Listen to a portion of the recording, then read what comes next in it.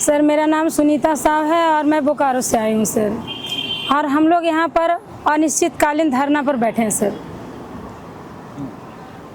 क्योंकि सर इस बार जो पीजीटी हुआ है, झारखंड में जो पीजीटी का एग्ज़ाम हुआ है सर, आज 10 साल के बाद तो ये एग्ज़ाम हुआ है सर। हम लोग झारखंड के लोग कितना उम्मीद से सर आशा लगाए बैठे थे कि हमारे झारखंड में कोई वैकेंसी आएगी तो हम लोग इस पर सर अपना फॉर्म भरेंगे, एग्ज़ाम देंगे और अपना क्वालिफाई करके जॉब लेंगे सर। हम लोग बीएड सर एमएड कर करके हम लोग बैठे सर। लेकिन क्या होता है, वैकेंसी आती है, 60-40 का नीति अप्लाई होता है सर, और रिजल्ट आउट होता है, एग्ज़ाम होता है, रिजल्ट आउट होता है, पता चलता है कि सारे सीट कहाँ चले गए पता ही नहीं चला। झारखंड के लोगों को कुछ नहीं हो रहा है। यहाँ पर सर हुआ है क्या कि एग्ज़ाम कोई भी फेयर तरीके से नहीं हुआ है। बोकारो का सर एक सेंटर है श्रेया डिजिटल, वहाँ सर 481 लोगों का सर वहाँ पर मतलब क्वालिफाई हो जाते हैं एक ही सेंटर से। 400 लोग थे वहाँ देने वाले, 481 लोग बैठे और 481 लोग क्वालिफाइड हो गए। सब वहाँ सबका रिजल्ट पॉजिटिव आया। यहाँ पर आपका शिवा इन्फोटेक है सर, वहाँ पर भी सिमिलर कंडीशन रहा, 50% लोगों का रिजल्ट हो गया। और भी जितने सारे सेंटर बने थे वहाँ से कम रिजल्ट आया है, लेकिन कुछ ऐसे सेंटर हैं जहाँ से मतलब 50 to 60% रिजल्ट वहाँ से बन रहा है।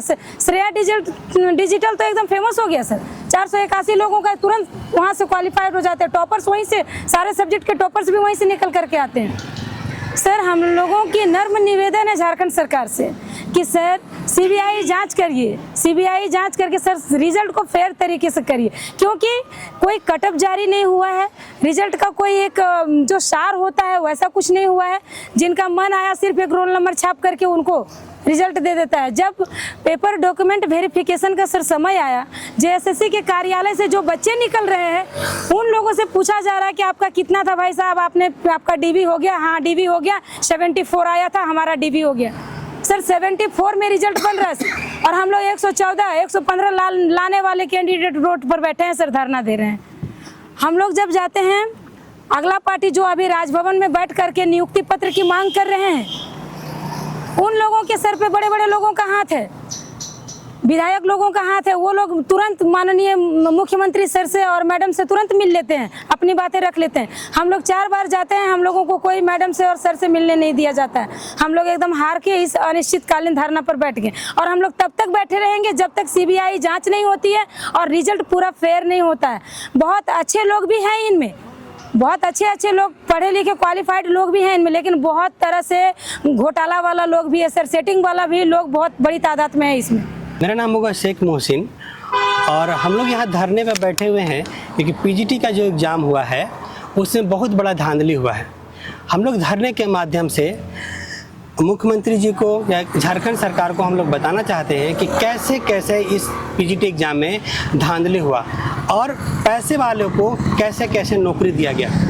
ये स्टार्टिंग से लेकर के अभी तक, ये जो पीजीटी का एग्ज़ाम हुआ तब से लेकर अभी तक इसमें पूरा धांधली हुआ। पैसे वालों को नौकरी दिया गया, जो पैसे नहीं दिए उनका नौकरी नहीं हुआ। इसमें क्या हुआ कि जब एग्ज़ाम हो रहा था उससे पहले ही रात में क्वेश्चन पेपर आउट हो गया था। ये बात हम लोग जेएसएससी को बताने गए थे, जेएसएससी ने उसको इनकार कर दिया था कि नहीं ऐसा कोई बात नहीं है, लेकिन वो भी मान लिया गया। वही एजेंसी जो पीजीटी का एग्ज़ाम ली थी वही सीजीएल का भी एग्ज़ाम ली थी। सीजीएल में वो एजेंसी पकड़ा गई कि रात में क्वेश्चन पेपर आउट करते हुए। वो एजेंसी ब्लैक लिस्टेड है झारखंड में सरकार ने उसको ब्लैक लिस्ट कर दिया। फिर भी पीजीटी का रिजल्ट, उस ब्लैक लिस्टेड चोर कंपनी का रिजल्ट क्यों पीजीटी में दे करके अपॉइंटमेंट दे रही है? जबकि एजेंसी जब चोर है तो पीजीटी में क्या चोरी नहीं की होगी? सीजीएल में चोरी करे तो पीजीटी में चोरी नहीं किया होगा? पीजीटी में भी चोरी किया होगा।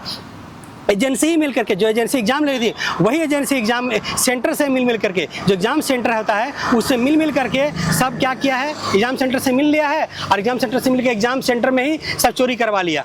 कैसे चोरी करवाया कि एग्ज़ाम सेंटर में जा करके एक ही सेंटर से सारा रिजल्ट आ जाता है। 481 सीट रिजल्ट आ जाता है एक ही सेंटर से। एक बात और भी है कि जो श्रेया डिजिटल बोकारो है उसमें सिर्फ रिजल्ट ज़्यादा नहीं आता है, उसमें सिर्फ टॉपर पैदा होते हैं। 150 में देखेंगे तो 30 जो बच्चे हैं वहीं से सेलेक्ट होते हैं।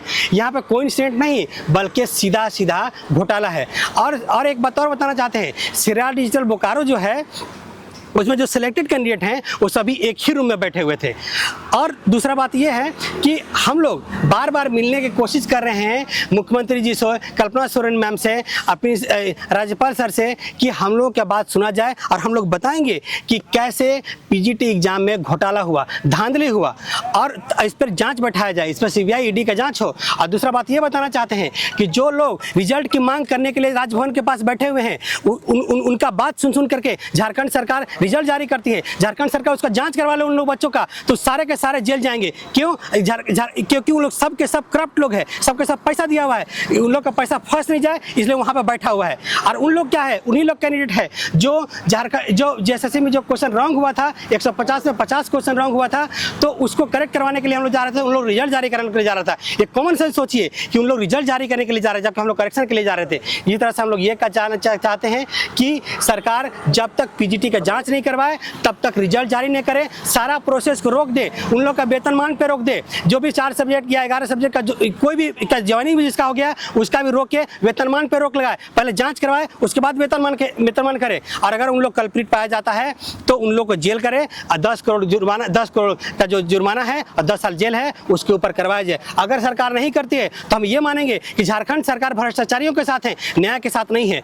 और अगर झारखंड सरकार ऐसा नहीं करती है तो हम लोग पूरे झारखंड में अनिश्चितकालीन आंदोलन करेंगे पूरा दिसंबर तक। मेरा नाम तरुण मुंडा हुआ। क्या नाम हुआ आपका और घूमने पर क्यों गए? मेरा नाम तरुण मुंडा हुआ, मैं रामगढ़ जिला से हूँ। मैंने पीजीटी और लैब असिस्टेंट का एग्ज़ाम लिखा था और दोनों ही अनफेयर तरीके से बहाली हुआ है।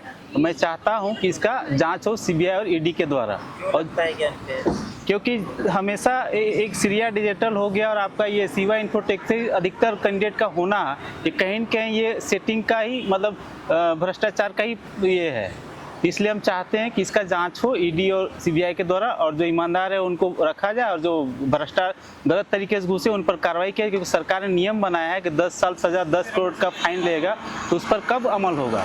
कुछ तो कहे तब ना यहाँ पे फेयर तरीके से सही कैंडिडेट स्कूल में जाए और सही शिक्षा का संचार हो हमारे झारखंड में। यदि गलत शिक्षक यदि झारखंड में जाएंगे तो गलत दिशा में ही झारखंड जाएगा।